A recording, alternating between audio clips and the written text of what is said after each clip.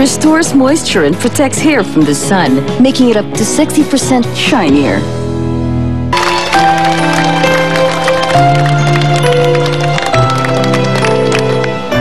Welcome back to Starbucks, mga kaibigan. Kapiling ko po ngayon si Aling Tess. 20 taon na nakakaraan, naging biktima siya ng rape. At never po niya itong pinag-usapan openly, maliban sa kanyang asawa. At ngayong umagang ito, pinaunlakan po niya tayo na pag-usapan natin, balikan, at mawalang galang na po, kahit paano sariwain. Yung araw, na kung maaari lang, pwede niyang buburahin po niya. Aling Tess, 20 taon na nakakaraan.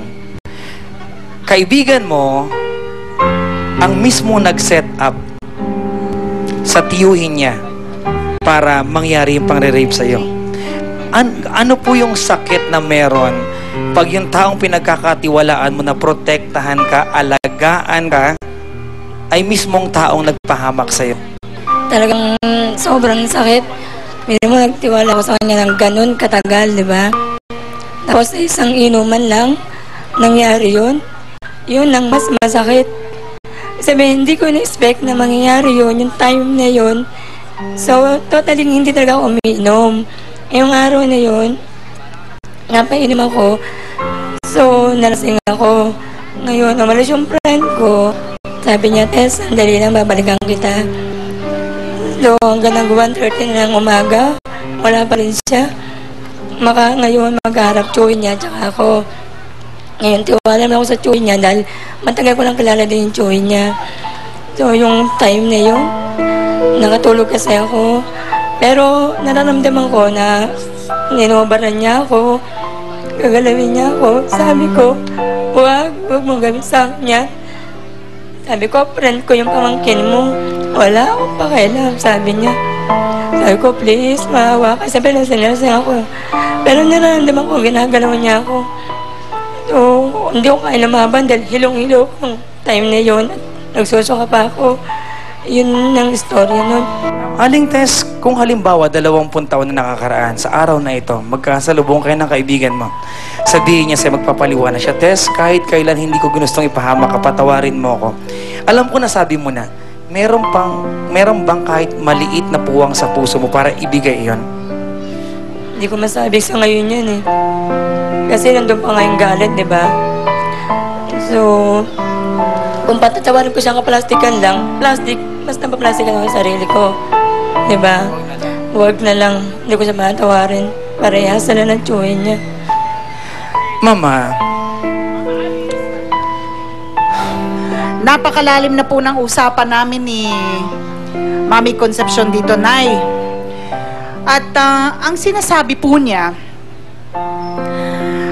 bagamat napatawad na niya yung anak niya si Mary Jane, no, sa pang-aagaw sa kanyang asawa, malaking bahagi kung bakit hindi po niya nakakalimutan ay ang sumbat ng mga kamag-anak at mga kapitbahay. Yung buong baryo, alam po kung ano yung nangyari. Ano po ba yung tinatanggap ninyong mga sumbat? Yung sinasabi po, yung anak mo, makapal din na mukha, yung asawa mo, inagaw pa sa kanya sa'yo. Yun nga po, nahiya nga po ako, ting dumadaan ako sa mga kapitbahay na minsan po pag-uusapan ako. Yun nga po, kaya pa sa mga kamag-anak ko rin po, nahiya ako. Siguro po, Nay, kung babasahin lang natin, Nay Concepcion, yung mga nasa placard, no? Bakit hindi mo isagot yung mga nakasulat na yan? Basahin mo, Nay. Kung ang Diyos nakapagpapatawad, ako pa kaya? Ba't hindi yun ang isagot mo dun sa mga sumusumbat sa'yo? Pero ngayon po, nung namatay na siya, talagang, naano ko po, sabi ko, total, namatay ka naman. Patawarin ko na po siya, Lord. Nasa kabilang buhay na siya. Gusto kong makasama din natin yung anak mo na si Mary Jane. Mary Jane, halika nga dito. So sa ngayon, magkasama na kayo sa iisang bahay. Magkasama na po sila sa isang bahay kasama yung 6 na anak mo na si nanay mo ngayon ang tumataguyod sa inyo.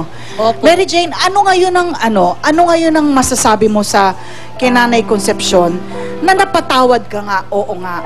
Totoo po yun. Kasi kahit ang po ako nahiya sa sarili ko kasi sa ginawa ko eh.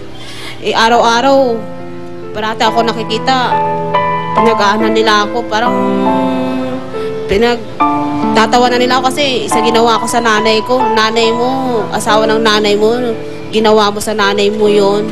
Sabi sa akin. Sabi ko, tapos na yun eh. Paulit-ulit.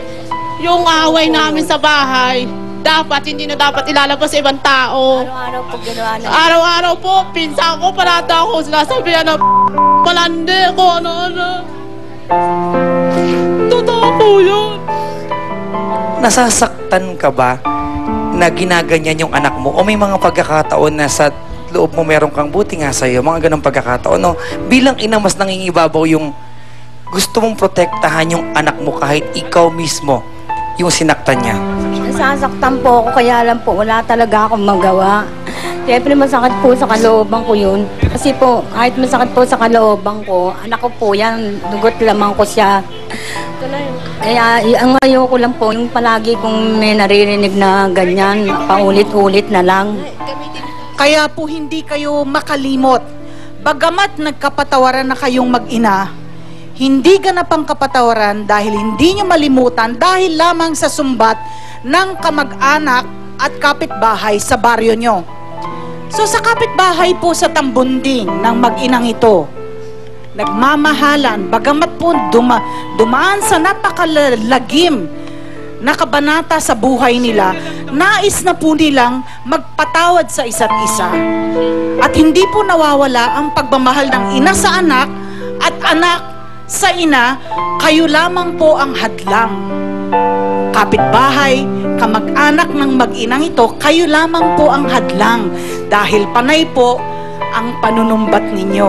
Semana Santa po, Semana Santa, pinag-uusapan po natin ito, magnilay-nilay po kayo at pagmuni-munihan kung ano po ang dinadanas ng mag-ina dahil po sa inyo. Maraming salamat, Nay Concepcion. Maraming salamat, Mary Jane. Ano ba ang mo? Ano ba ang napulot mo ngayong umagang to? Iba po kasi yung pagpapatawad na pwede mong ibigay. Iba yung klase ng forgiveness na pwede mong ipagkaloob sa tao. Gusto ko pong sabihin na hindi man posible na makalimot tayo sa sakit na dinala sa atin ng mga gumawa ng hindi maganda sa atin. Ang pagpapatawad, napaka-posible. Because pag hindi ka nagpatawad, hindi naman yung taong nakagawa sa'yo ng kasalanan ang nahihirapan. Ikaw na nagdadala nung bigat dahil ayaw mo magpatawad.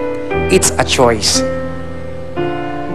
Maraming kasabihan tungkol sa pagpapatawad. Ang pinakamatamis daw at pinakaganap na paghihiganti ay yung magpatawad ka. Doon sa pagkakalimot, doon lamang ako medyo lilihis. Because I have learned. Meron kasing mga tao na pwede mong patawarin at kalimutan yung sakit na dinulot sa'yo. Pero may mga tao na, alam niyo yun, may kilala kayo, na bagamat napatawad mo, pinapatawad kita, but you know what? I wish you well. Goodbye. There are just some people you have to let go.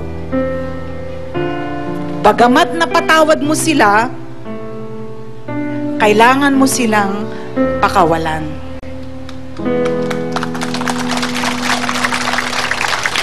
Papa Jack, panahon na para bigyan natin ng iuwi yung Star of the Box natin, yung statement na pinaka-totoo, tapat at tumatak na yung umaga. Sino ba yan? Ayan, congratulations kay Aling Karina. Ikaw po ang aming Star of the Box. Aling Karina, maraming salamat po. Salamat po taong bayan ng Bulacan. Thank you so much mga kaibigan. Samahan niyo kami muli kung saan ang issue ng mga sikat. Issue natin lahat. Dito lang po sa Starbucks! Dito Kasali Ka.